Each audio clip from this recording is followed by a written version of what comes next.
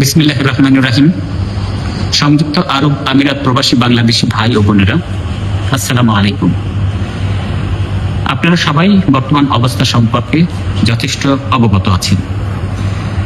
গতকাল আপনাদের উদ্দেশ্যে দূতাবাস থেকে আমরা দুটি বার্তা দিয়েছি আপনাদেরকে সতর্ক করার জন্য। এই বার্তাগুলোর মাধ্যমে অন্তত দুটি পরামর্শ আপনাদেরকে আমরা দেওয়ার চেষ্টা করেছি, যেগুলি সংক্ষেপে নিয়ে আবার পড়ছি। এক, সবাই নিরাপদ অবস্থানে থাকুন। নিতান্ত অতি জরুরি না হলে ঘর থেকে বের হবেন না। পাসপোর্ট, আমিরাত আইডি, নগদ দিরহাম, শুকনো খাবার, পানি ইত্যাদি হাতের কাছে রাখুন। কোনো জমায়েত করবেন না। আরব আমিরাত সরকারের নির্দেশ মেনে চলুন। 2, গুজবে কান দিবেন না। বিভ্রান্তিমূলক পোস্ট দেওয়া এবং শেয়ার করা থেকে বিরত থাকুন। আমিরাতে এটি একটি দণ্ডনীয় অপরাধ।